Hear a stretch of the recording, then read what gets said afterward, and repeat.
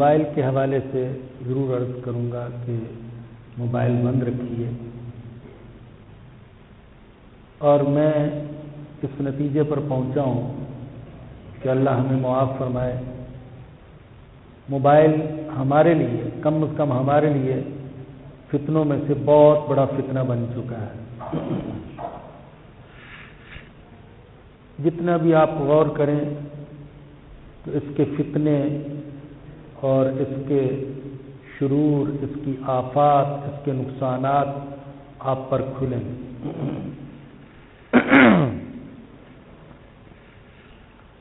میں نے ایک صاحب کو دیکھا، کھاتے پیتے آدمی ہیں، تو ان کے پاس موبائل بالکل نہیں ہے، اور یہ بڑی تعجب کی بات ہے کہ ہمارا معاشرہ جبکہ جمعداروں کے پاس، چوکیداروں کے پاس، ڈرائیوروں کے پاس،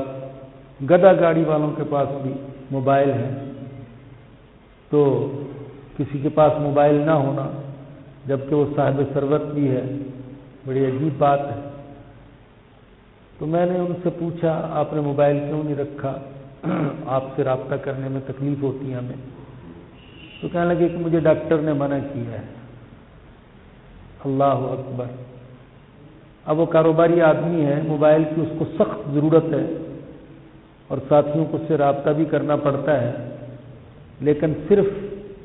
ڈاکٹر کے کہنے پر اس نے موبائل ساری زندگی کے لیے چھوڑ دیا کہ آپ کی صحت کے لیے نقصان دہ ہے۔ لیکن اگر ایمان کے لیے نقصان دہ ہو اور اگر ہماری آخرت کے لیے نقصان دہ ہو اور ہماری نسلوں کے لیے نقصان دہ ہو اور اللہ اور اس کے رسول کی ناراضگی اس میں چھپی ہوئی ہو، تو کیا ہم کچھ وقت کے لیے موبائل سے جدائی گوارا نہیں کر سکتے؟ یقین جانیں، میں نے اپنے کانوں سے سنا اور آنکھوں سے دیکھا، ریاض الجنہ موبائل کی گھنٹیاں اور غلیظ قسم کے میوزک وہ بج رہے ہیں۔ حضور اقدس صلی اللہ علیہ وسلم کے روضہ انور پر موبائل کی گھنٹیاں بج رہی ہیں، قابل اعتراض قسم کی گھنٹیاں بج رہی ہیں۔ کعبہ کا طواف کرتے ہوئے موبائل کی گھنٹیاں بج رہی ہیں، گانے بج رہے ہیں، غلیظ قسم کے گانے لگا رکھے ہیں اور وہ بج رہے ہیں اور مسلمان کو پرواہ نہیں۔ بعض لوگوں کو دیکھا کہ دوسروں کو دھکے دے دے کر ریاض الجنہ میں جگہ لیتے ہیں یا اس مقام پر پہنچتے ہیں جہاں حضور اقدس صلی اللہ علیہ وسلم تہجد کی نماز ادا فرمایا کرتے تھے، اور وہاں پہنچتے ہیں اور موبائل میں مصروف ہو جاتے ہیں، اور پھر موبائل کے ذریعے سے تصویر کشی جو ہوتی ہے، خدا کی پناہ، اللہ ہمیں اپنے غضب سے بچائے، وہ بڑا ارحم الراحمین ہے، اور اس نے ہمارے اختیار میں نہیں دیا اپنے عذاب کو، اور نہ ہی ہم میں سے کوئی دے سکتا ہے، لیکن یقین کریں اللہ سے بڑا ڈر لگتا ہے جب دیکھتے ہیں کہ حضور کے روضے پر، کعبہ کے سامنے، مسجد نبوی میں، مسجد حرام میں گروپ بنا بنا کر مرد عورتوں کی تصویریں کھینچتے ہیں، عورتیں مردوں کی تصویریں کھینچتی ہیں، پوز بنا بنا کر، ایکشن بنا بنا کر۔ ایسا لگتا ہے کہ یہ حج کے لیے نہیں آئے بلکہ تفریح کے لیے آئے ہوئے ہیں، ایک مذہبی قسم کی پکنک ہے جو یہاں منائی جا رہی ہے۔ تو بھائیو، کم از کم مسجدوں کو تو اس سے محفوظ رکھو۔ جب نبی اکرم صلی اللہ علیہ وسلم کی احادیث پڑھی جاتی تھیں کہ ایک زمانہ آئے گا ہر جگہ گانا بجانا ہوگا،